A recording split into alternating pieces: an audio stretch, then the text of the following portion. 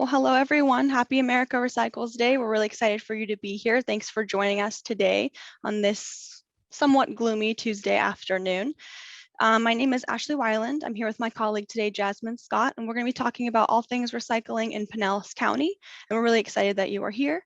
You probably got the notification, but we are recording this presentation, so you'll be able to view it in the future. It'll be posted on our website. So let's get started. All right, before we get started, I'd like to just go over a few housekeeping items. First thing is comfort breaks. If at any point in time you need to use the restroom or get up to get a snack, stretch your legs, take a phone call, please feel free to do so. Take care of your needs first. Like I mentioned, this will be recorded and available to you online. So if you missed anything, you can always rewatch later on. Questions for you. There'll be a few questions for you throughout the presentation. Feel free to answer if you want to answer, but don't feel pressured to. We're not going to make you answer any questions. If you do want to answer a question or partake in an activity that we have during the presentation, you can type your responses into the chat. I'll be monitoring those throughout the presentation. If you have a question for us, you can type that into the chat, or you can wait till the end where there'll be a Q&A session for you to ask your questions and for us to answer them. So whichever one you'd prefer to do.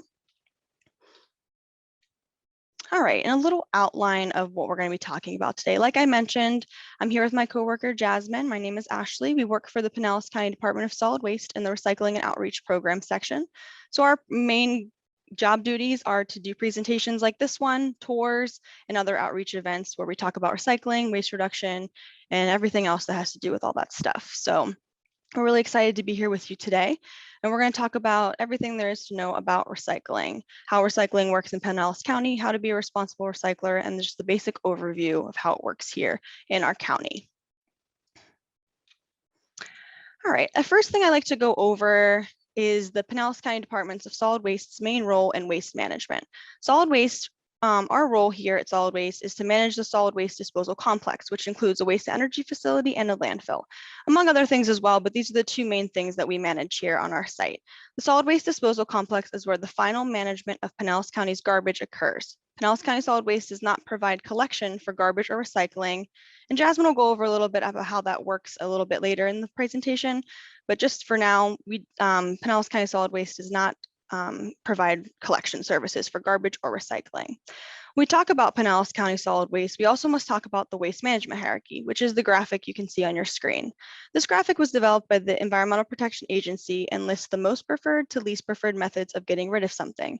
We have source reduction and reuse, which is reducing waste in the first place, not having a reason to throw something away, or reusing what you have so you don't have to dispose of it. Next is recycling and composting. So that's taking something old and making it into something new. We're going to talk heavily about recycling today. Third is energy recovery. That's what we have here at our site at the waste to energy facility. We essentially take garbage, we use it as fuel when we burn it, and we create energy from that. And then the final and least preferred method of getting rid of something is treatment and disposal, or landfilling, which we have on our site as well. Why is all this important to us? Well, Pinellas County is the most densely populated county in Florida. This means that we have a lot of people here and not a lot of land to build things. So that means that the landfill we have in our county is the only one we'll have forever. Once we run out of space in that landfill, we'll have to figure out alternative methods to managing our waste. So we really want to keep it in our county. So here at Solid Waste, it's really important for us to preserve the landfill life and the space of the landfill. Recycling is a very large part of that, and so is the rest of the waste management hierarchy. If everyone in Pinellas County stopped recycling today, it would shave 20 years off of the life of the landfill. It's a pretty big number. It's a pretty big difference. I'm sure you all have heard of the 3 R's, reduce, reuse, recycle. So here at Pinellas County Solid Waste, we added a 4th one. We always say you reduce and recycle, and we will recover whatever is left over. And that all in turn will help us save space in our landfill. Now I'm going to hand it over to Jasmine. She's going to talk about everything there is to know about recycling in Pinellas County. And there you go, Jasmine. Thanks, Ashley.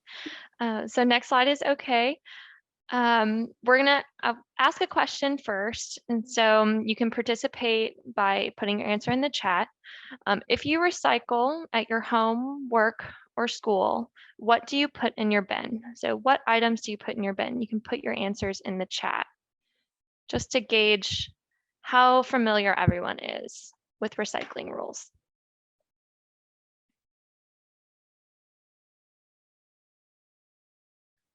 Perfect. Cardboard, glass bottles, aluminum cans.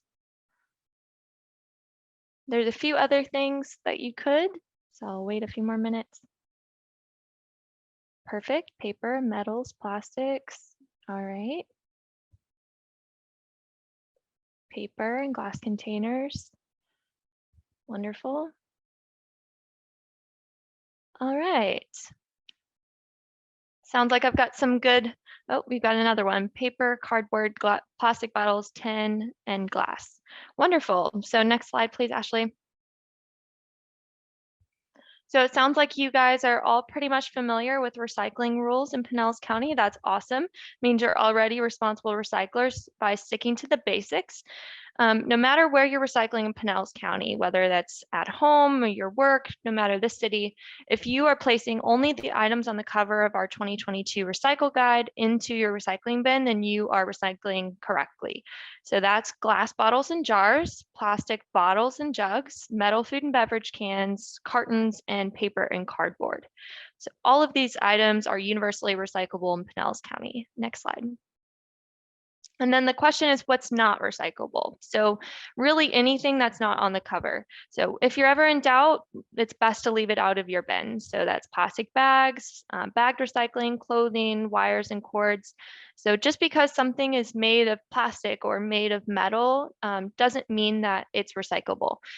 Basically just stick to the cover and you'll be good to go. Now, of course, your program may have more specific rules, but the biggest thing is just to keep the big problematic things that cause issues down the road, which would be the items that you see on the screen here. Next slide.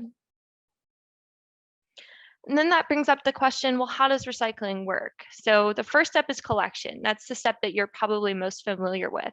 Your items are collected, whether they're at the curb of your house or at your work, and then they're collected at a collection center or recycling drop-off center. From there, they're transported to what's called a materials recovery facility, where they're sorted based on physical properties. And then the next step is manufacturing. So the products, recyclable products, are sold to manufacturers to be made into new products. And then the very last step, which is one that typically isn't talked about as much, but is just equally as important, is buying recycled. So that's buying materials that have been made from recycled products. And then we'll get into each step. So the first is collection. Next slide, Ashley. Thank you. So you'll see a graphic here, and that is a graphic of how recycling collection works in Pinellas County. So you may already know that your hauler, if you live in an unincorporated area, or your city, if you live in a city, is the person who collects your garbage and your recycling. And after they collect it, it goes to your recycling, it goes to the materials recovery facility. Now, all of the MRFs in Pinellas County are currently privately owned and operated. So there's one in St. Petersburg, one in Clearwater, one in Tampa, a couple in Sarasota, and even one in Lakeland that's used occasionally.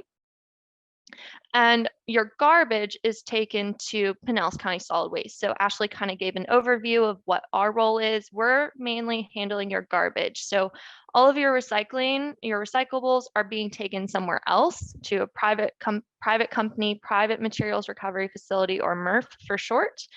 And then that's when they're sold to private manufacturers. And so if you scan that QR code, that leads you to our garbage and recycling collection webpage, which has the list of all of the municipal contacts and all of the haulers licensed to collect garbage and recycling in Pinellas County. Next slide. Then we have processing. So this is the second step, where your materials are sorted by workers and machines based on physical properties. So we have whether something's light and it floats up to the top, whether something's heavy and it falls down to the bottom, whether it's made of plastic. I've even seen some robots that pick out specific types of plastic, whether something is metal, so if it can be collected by a magnet, or an eddy current. So all of these properties help the machineries or workers pick out items. So what you see in this picture here, we'll blow it up for you. So next slide, Ashley, is a vet. And a vet is kind of the first line of defense at a materials recovery facility. So this is the very first stop that your recyclables will mainly go through at a MRF. So they're picking out contamination that's in the recycling stream. So my question for you is, can you spot the contamination in this picture? And if you can, type the name of that item that you think is contamination, what doesn't belong, into the chat. And we'll go over and see how good you would be as a worker at a MRF.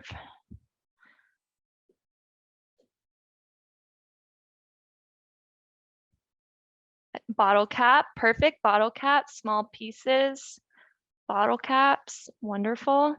Yes, those are contamination. Anything smaller than your fist can't be sorted at a recycling facility. Yes, grocery bags, foam, plastic bag, wonderful. Yeah, so Ashley, if you could highlight, next slide, highlight, perfect. So plastic bags, bottle caps, I even see a to-go drink container. So that's wonderful. You guys picked out the things that don't belong. So imagine if this belt was running past you at 3 feet per second. That's very, very fast. And so these workers have a very short amount of time to look at the materials in front of them and pick out what doesn't belong. And we just had our 3 seconds to look at this, and that wouldn't be the case in reality. Now, sometimes recyclables are so contaminated that they would need to stop this belt entirely and pull out things. Otherwise, imagine if there was a cord or a wire, a hose, and Yvette had pulled that out and maybe something hit her in the face. Thank goodness they're wearing their proper personal protective equipment or PPE that helps prevent that. But by you putting the right things in your recycle bin helps to keep these workers safe, and workers in general all throughout Pinellas County safe. And it helps to save resources and energy and time and money so that they don't have to shut things down as often. Next slide, thank you. Wonderful. So the next step, you can kind of see Yvette and all of her coworkers in the background, are star screens. So these are the mechanical, very popular at our local MRFs, that sort materials by weight and size. So you'll notice that things like paper and cardboard and plastics are floating up to the top, and things like metals and glass are falling down to the bottom.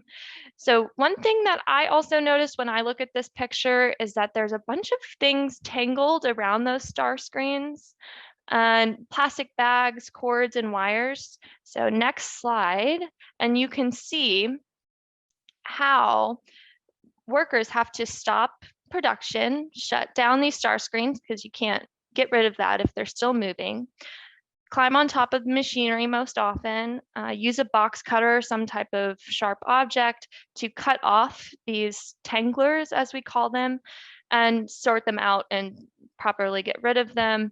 And so putting these things in your recycle bin, plastic bags, cords, clothing, they're tanglers and they can cause issues. It can put workers in danger. People have to sit there and cut those items out. But it also wastes time, energy, and money. That time could be spent sorting recyclables. We toured a MRF in St. Petersburg where they spend 2 to 3 hours out of every single day shutting down, cleaning out any contamination from the machinery.